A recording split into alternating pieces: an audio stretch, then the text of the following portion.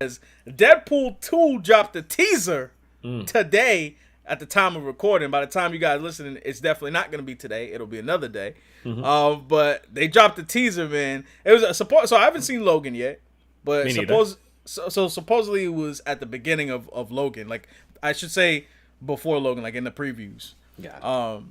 But I mean, it was Deadpool, doing what Deadpool does best, and poking fun at superhero tropes. You know what I mean? Like, your man, sees somebody in danger, he goes into the telephone booth, a la Superman, to change, but obviously he ain't got super speed.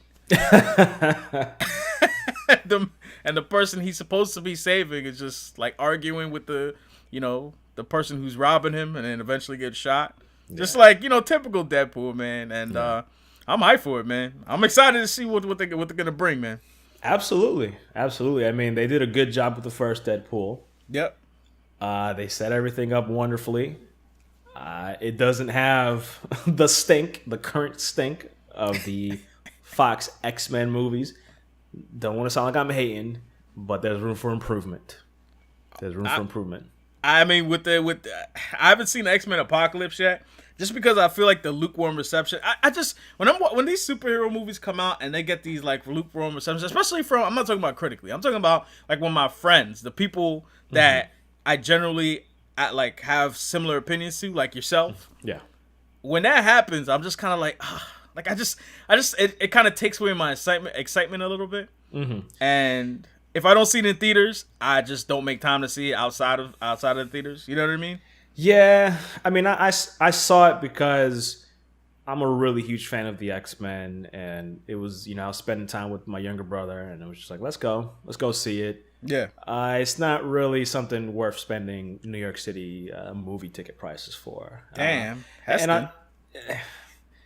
just, it's not, that could be a discussion in and of itself. It really leaves a lot of room for improvement. And also there's just a sense that it just exists in a vacuum. Like, it just doesn't, it's just like, I don't know.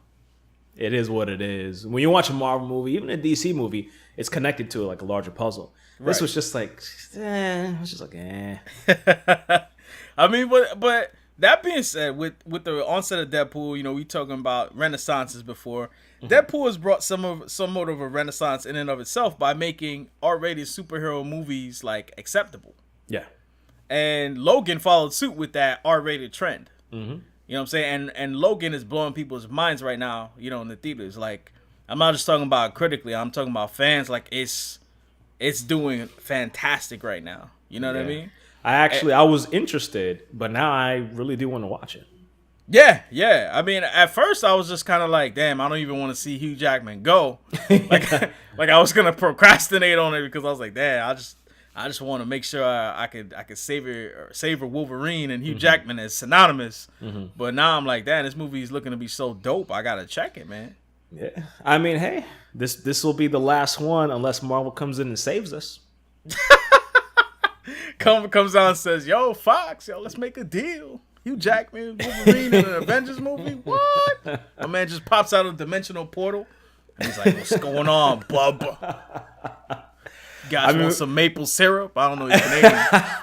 I mean, when we went to see Civil War, people were jumping, hooting, and hollering during the airport scene, and when Spider-Man popped out, hell, I'd lose my shit if during Infinity War or Infinity Gauntlet, whatever the name of the movie is, Wolverine just pops out of nowhere. I'd be like, they did it. Marvel did it again. They did it.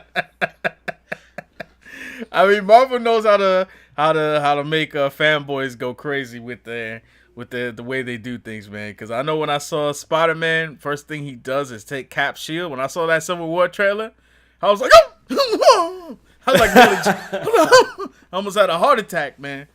And another thing, real quick, only probably people in New York experienced this. People that were outside New York are probably like, oh, okay, what's the big deal? But during that scene, when Captain America's like, yo, where you from, kid? And he's like, oh, I'm from Queens. And Captain America's like, I'm from Brooklyn. Like, the theater went wild. Yeah. Up in New York. Because in New York, you know what it is. With someone's from Queens, another person's from Brooklyn. I mean, we're not sitting here like warring factions. Yeah. But we definitely have like a Brooklyn versus Queens thing. That's like the Those are like the boroughs in Queens that are like rivals, or New York that are rivals. You know what I mean? So that was a nice wink and nod to the New York origins of not just those characters, but of Marvel in general. Yeah.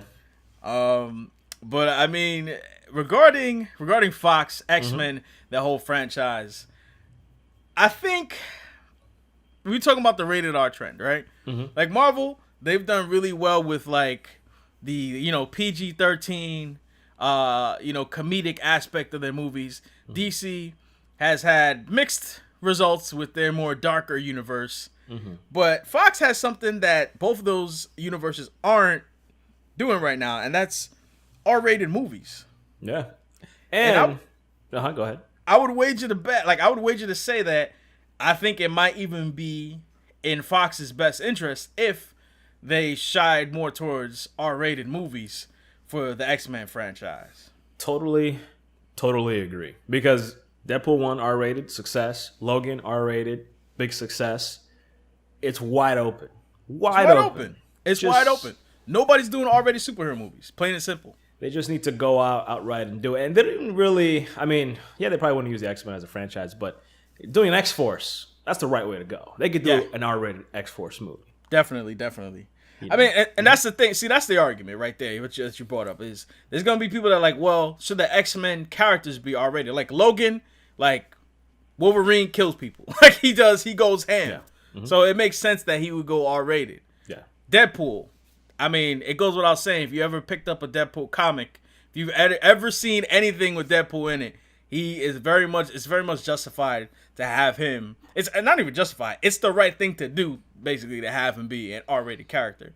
But for the X-Men, like, they're not, like, Professor X, Magneto, like, Magneto goes in, but really and truly, like, PG-13 is acceptable. But I feel like the narrative directions you're allowed to take if you decide to go, rated R, I think that it opens up the idea that you can go a little bit further in the way you tell your story. You know what I'm saying? Yeah. And in some way related more to real life. Yeah. No, I'm sorry. Go ahead, man. I was gonna say that PG-13 kind of, like, you're totally right. PG-13 kind of locks these movies into a box where, like, the X-Men, their stories are live to fight another day type of stories. Like, sure. We have a scuffle and then we split, and the villain's gonna come up with another plan sometime in the future. In Deadpool, for example, spoilers, the villain dies. Like, he gets owned. You know what I'm saying? And it allows, characters can die. It allows for more real consequences to the actions of these characters, which ultimately makes the movies better. And unfortunately, not every movie could be a Christopher Nolan Batman movie. Those were PG-13. They kind of pushed the boundaries a bit, but he was really good at crafting stories. But with a lot of PG-13 superhero movies, it's usually like you almost know how the outcome of the movie is going to be because you know that no one's going to die, really. I mean, well, the thing is, I don't want to say, because with PG-13 movies, people can definitely die. We saw Agent Coulson die in Avengers. You know what I'm saying? Yeah. We saw Superman get impaled in Batman vs Superman. So like, you can die. It's just, for me, the reason why I'm not talking about being visceral with R-rated storytellings. I mean, that's kind of part of it because the X-Men powers, like, they're violent powers. Like, some of the powers they have, like, there's no way Cyclops is shooting somebody with, like, laser beams and not burning through parts of bodies. It just it doesn't make any sense. You know what I mean? Like, I know we're talking about fictional characters, obviously, but the idea, what I'm shooting for is that I think with R-rated, you can tell a different type of superhero story that's not being told in theaters right now. Yeah. Because you're allowed to take the movies to points where, for example, with mutants, right? Mutants, I mean, let's be honest, the idea of X-Men and the mutants definitely draws parallels to, issues of civil rights. Yeah. And you can push the boundaries to show, like, for example, the oppression that these mutants feel and tell a greater message through, the unveiling of an R-rated movie. Because that's one thing I've always felt with the X-Men movies is that there's almost a modicum of like, okay, so what's the point? You know, like what is like what X-Men always has this underlying idea of a ideological conflict, right? Yeah. Should we, be peaceful even though we're being oppressed, or should we take action in order to get what we want? The Malcolm X versus Martin Luther King line of thought and approach to obtaining rights. Yeah. But I feel like in the X-Men movies, while it's explored, definitely explored in the X-Men movies, that don't even, I'm not even trying to say it's not. I feel like you might be able to take it to certain levels if you raise that R rating, raise the movie to like an R rating where you can, tell more human stories that are allowed to push the boundaries of storytelling and what people see. I'm not saying, everybody's got to be dropping F-bombs or, saying things left and right. Yeah. That being said, you do also open the avenue for, comedic relief through things like that as well, like Deadpool, if you go R-rated. I'm just saying I think it widens. It may close off your audience a little bit, but as we saw with Deadpool, it doesn't mean it won't be successful. Well, I mean, the thing with X-Men specifically, usually they have, I say, like 3 themes that they go about. There's the civil rights issues, which is, race and sexuality and gender and all of that, which can be broached very well in a more mature rated film, like an R-rated film. Sure. They have time travel. Yeah. And then they have, like, intergalactic aspects to them. Like, there's a lot which of they haven't even touched so far. Which they haven't even touched. So they have a lot of flexibility there, and they have a lot of characters to use. Now, they've kind of showed. I guess maybe who's been directing the X-Men films is Bryan Singer. Bryan Singer he's done the majority of them, I'll say. And he's helming this Marvel Fox joint venture on TV, right? Yes. Yeah. He's doing that up. So we don't know what's going on with the X-Men films for the time being, but I think maybe they should kind of just switch them over to somebody else if they're really going to experiment with the X-Men on film and continue, at least put in the forefront, because, I mean, the X-Men are the X-Men, and for us, they're amazing, but I honestly can't gauge how well they're loved by the younger generation, like how much they really care. Honestly, I think the younger generation cares more for Deadpool than most of the other X-Men. Agreed. Probably Deadpool and Wolverine. Yeah, Wolverine. Wolverine is kind of evergreen. I think that's a character that just will always be cool. Yeah. But it's just the concept that they're superpowered people and they're a team, and we kind of already have that. Like, they're gonna need to take a different approach. And right. I guess the question is it possible for an R-rated X-Men movie? Is that even possible? I mean, I don't. And also, I think back to this show. I think it was maybe one episode, or maybe it was a TV movie. I don't know if you remember it or if you ever saw it. It was about the X-Men, and it was like a more mature X-Men TV show where they like having sex and stuff like that. What was this? I forgot the name of it. I'm gonna have to look it up. And it was a show, a TV show. I think it was a show. Yeah. Really? Wow. I mean, I wouldn't be surprised if I just completely forgot about it, but they are making more X-Men movies, just to confirm that, even though they're doing a new TV series. They've actually got 2 movies. I should say this. They've got at least 3 movies that they've put out there that they want to work on. So they've got the sequel to X-Men Apocalypse, which they're calling X-Men Supernova, right? That's the title they have. Supernova? Did they say they're going to try and do the Dark Phoenix saga? Oh, boy. Because that's a good story, but I don't know. Supposedly, the next movie adaptation is supposed to tackle the Dark Phoenix saga. Now, okay, I did some research on the spot. I think it was called Generation X. It was live action portrayal of any X-Men movie. Was a TV movie. Yeah, I remember that. I remember it vaguely. I don't recall like the plot lines and stuff, but I remember the idea of Generation X. Man, if you look at the picture of this, it looks so 1990s. It's crazy. It is not even funny. And there was another TV show I never heard of called Mutant X. Mutant X, yeah. Mutant X, I remember that show. That was definitely very much it took a lot from X-Men. It borrowed a lot from X-Men, but it wasn't actually X-Men related. That is Generation X freaking cover, though. Oh, my God. Mein Gott. Wow, they made the logo for this in Microsoft Word. What is this? Oh my God. Yeah, I mean, I was 6 when it came out, and they were definitely doing some like there was definitely like a sex scene or something like that. And at that time, I was like, "What is this?" But I mean, I would definitely be open to some more adult stories. As I was saying with the X-Men movies, X-Men Supernova, that's a sequel to X-Men Apocalypse. They're supposedly working on an X-Force movie, which doesn't seem like it's as far along as the next movie, which is a New Mutants movie. Now, don't ask me what the hell the difference is going to be between New Mutants, Supernova, because I don't know what they're doing with that. Like, I don't know where they're trying to go with that. I could tell you what it should be.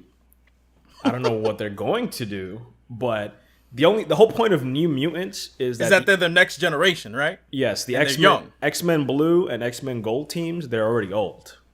They're already adults. So right. I don't think they're going to be doing that because they're going to be using the same actors that they use in Apocalypse, are they not?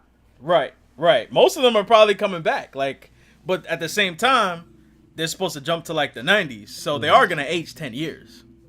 They're gonna hit a speed bump. I agree. Going through eras like that, I think it's going to be a bit of a problem for them.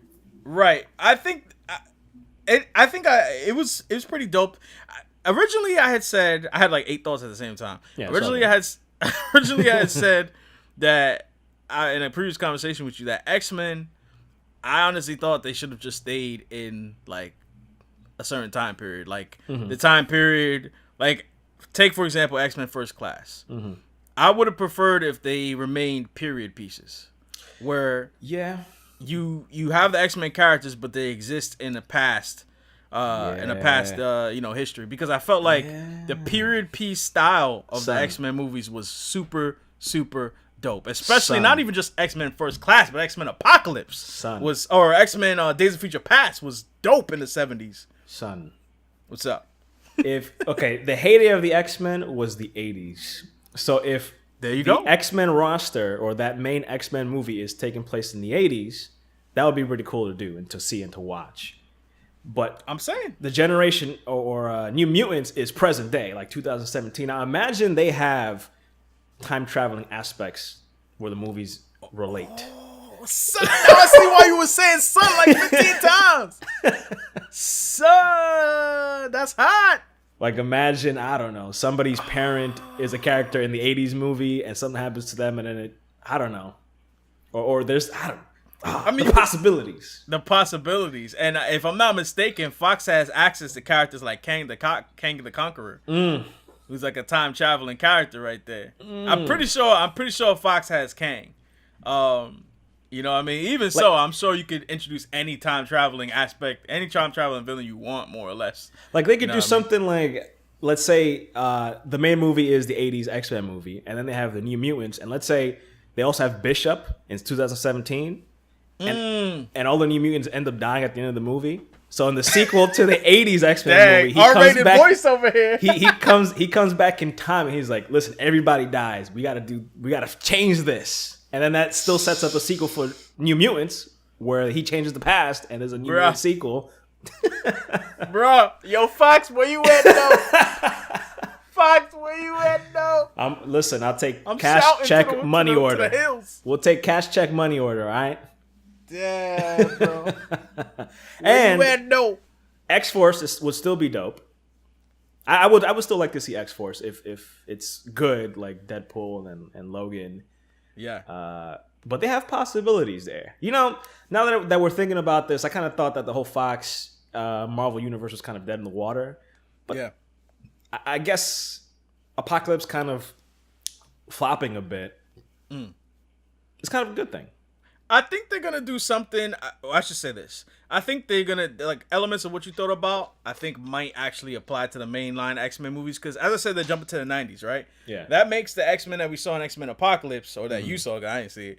That makes them, like, adult age. They'd probably be in, like, what, their 20s?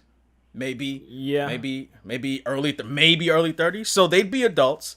And that still allows for the New Mutants to take place in present day, because the 90s is damn near 30 years ago. Yeah. So they can still do that. It just won't be the 80s like you were talking about. Yeah. I mean, the 80s would have, that would allow for some of those outlandish costumes. But, And the 80s that's a cool time period. Yeah. I mean, the 90s, could still allow for the costumes and stuff like that in terms of the style of the time, if you will. Mm-hmm. So they could still do that time. And now that you're saying that New Mutants, X-Men, thing kind of makes a little bit more sense. Yeah. Where if they allow it, it would be dope if they just let the X-Men rock in that time period, like that 90s time period, stop jumping decades. Because people think, because they're jumping decades every movie, they're eventually just going to speed them up to present day. But what if they keep them in that time, keep telling the same stories where they're around that same age, around that same time period, and then have the New Mutants be either present day or the near future. Absolutely. Like, so not necessarily like 2100 or something crazy like that, but like let's say 2025. And then here comes now X Factor is probably R-rated, but this is even thinking X-Force. Well, X Factor is another group. That's another X Factor is another group, but X-Force is probably gonna be R-rated. But here's thinking even further. Cable's an X-Force. Yep. Cable's like, there's some sort of enormous threat. I'm going to get the 80s X-Men and the New Mutants and X-Force, and we got to all team together. Chill, it's 90s X-Men now, man. Oh, 90s X-Men, my bad. Come on now. Come on. I mean, that's a fantastic... Listen, bro. You might have something on your hands there, brother. Hey. You know what I'm saying? All you need to do is get like 15 years of directing experience, then you can send your application to Fox, man. They might hire you. I'll write you a letter of recommendation if you want. They just gotta put me in signed by the Pandan Superman, you know what I'm saying? They just gotta put me in Hype City. They gotta put me in a room with all the writers and we just brainstorm. Me, all the writers, and we're good and we'll set them straight. Because they did it. They did it very, very well in Days of Future Past. Yeah, that was good. They did that's what we just said. That's exactly what they did in Days of Future Past. Right. It was two X-Men teams. There's the ones from the older movies, and they're like, we got to send you to the past so you can change the future. And then he goes to chill with the older X-Men team. Yep. So I mean, one thing I will say they need to do, regardless of what direction they take it, whether or not they even do anything close to what we said, they need to stop creating inconsistencies in their timeline. Their shit makes no sense sometimes. Their universe makes no sense. It does. It really makes no sense. Even like Days of Future Past certainly did not fix all the time issues that had come up. So, and if you're wondering what they are, I mean, if you want, we could do a video about that. Yeah. About some X-Men inconsistencies, but there's already a ton of them out there, and they're pretty some big glaring inconsistencies, especially if you throw in whack ass movies like X-Men Origins, Wolverino. That movie was absolute hot dookie. I need to see the Wolverine so I can, because you said that was a decent movie at the very least. That was a good movie. First 2/3 of that movie are fantastic. Yeah. No offense to the last third, just let me down a little bit. Yeah, but Fox, I hope you're listening, man. Man, Deep Boyce over here trying to make a play at being the Kevin Feige of the Fox universe. Hey, hit me! I love listen. In conclusion, X-Men, one of my favorite things of all time. Love the X-Men, absolutely love them. And, I mean, listen, and having R-rated X-Men films definitely the way to go. But with some of these ideas, given some time, you can still have your PG-13 X-Men movies, and I still think, of course, it would kind of fit in. The New Mutants movie could be a PG-13 X-Men movie if you want. Yeah. That could be the one that appeals more to the younger demographic if you want. Yeah, but they'd have to really do some soul searching, I guess, to see good villains or good adversaries. That's a good point. As we've seen, that's probably the toughest thing to do with a superhero movie. True. Yeah. Well, Fox, listen to Boyce, man. That's all I gotta say. I also want to sneak one thing in here too. Supposedly, Fox also has the rights to the Alpha Flight roster. So that doesn't include Captain Marvel. Captain Marvel currently heading up Alpha Flight. Obviously, she's in the Marvel Cinematic Universe, but Alpha Flight has a long history, and Fox also has access to that. So they got characters. Let's not forget they still got Fantastic Four. They still got characters. Let's don't even bring up that heartache. Let's move on, brother. Yeah. Let's get out of here before we start shedding tears about that piece of trash. But I mean, Fantastic Four, that's another time traveling group of superheroes. I mean, I don't know. I wish I could travel back in time and undo that last movie. I haven't seen it. I feel like I need to see it just for the culture. Every time I start watching it, I literally can't finish the movie. I just stop. So that's it. Yeah. Anyway, guys, let us know what you think in the comments. You could tweet at us at Hazy Room or at Deep Voice on Twitter.